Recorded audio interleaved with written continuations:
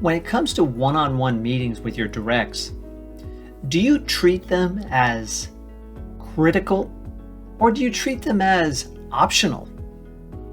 Let's talk about the two different approaches in this video.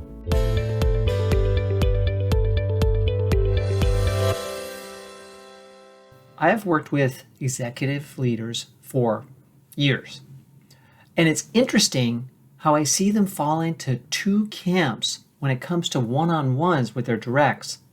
One camp believes that these are essential meetings that should not be canceled unless absolutely necessary.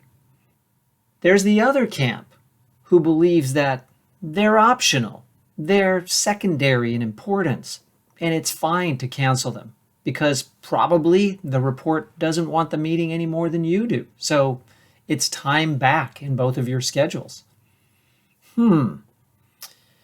This is interesting because when I talk to the people who are actually on the other end, what they tell me is that they're not that happy about the fact that meetings are regularly canceled with their leader. Because I also work with people at the second level of leadership, just below the executive level. So I get the other side of the story. The message that's being sent to them is, you're doing great work, I trust you, you're fine. I don't need to meet with you to hear about what's going on. I'm pretty familiar with it anyway. I think we can just skip this meeting. That's the message that they get. But the message that they receive is, this is a one-way relationship.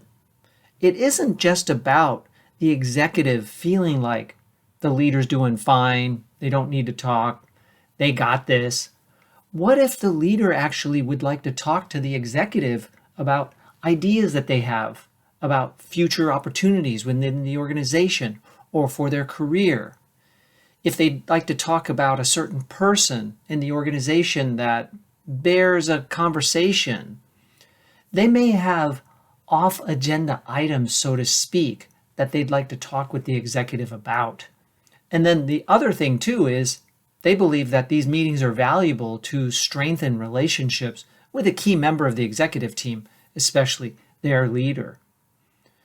So the message that you're sending and the message they're receiving is quite different when you cancel these one-on-ones. I have one client who had meetings canceled for months with their leader. And when we recently met together, my client and the executive started out the meeting by saying, I understand that we haven't met for a while. We should get something scheduled. They knew that it was probably a little bit of a sticking point, that they had not met for literally months. I recall another client who was reporting to the CEO, and we had our check-in meeting about the coaching engagement. And the CEO also said, we should probably meet more often to talk about what's happening inside your organization and about the coaching. See, this is another thing, is even people that are at the highest levels of the organization, they have their own professional development issues to work on. And you as the executive can help them with those things, can help them see maybe their blind spots, because they generally have a trusting relationship with you where they can have these vulnerable conversations that they might not have with anybody else. If you cancel your one-on-ones for months on end, their development is stalling because it doesn't have your input and support. So lots to consider. If you're in the camp of the leader who sees these as crucial and important and should not be canceled unless absolutely necessary, you're sending a great message. You value this person. You value the time that you have with them. And that's the message they receive too. See, notice the difference? The message you send and the message they receive is similar on the side of executives who keep the one-on-ones. It's different on the other side. I hope this video helps you to consider the importance of one-on-ones and the message that you may be sending, which is probably unintentional, when you cancel them one after another after another.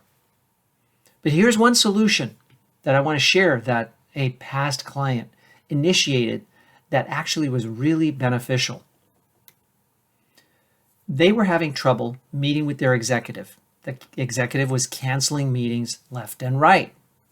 So what did they do? They decided to have a daily stand-up meeting of just 10 minutes. They could both meet together at the beginning of the day, generally by phone or video conference, for just 10 minutes. Quick check-in. They can both afford the time. They started doing that, and what happened was they ended up having some days go longer, 20 minutes, 30 minutes. They also found as a secondary benefit that they were now clearer about what each other was working on, and they were able to have any quick conversations about sensitive matters that they just needed to get in sync on.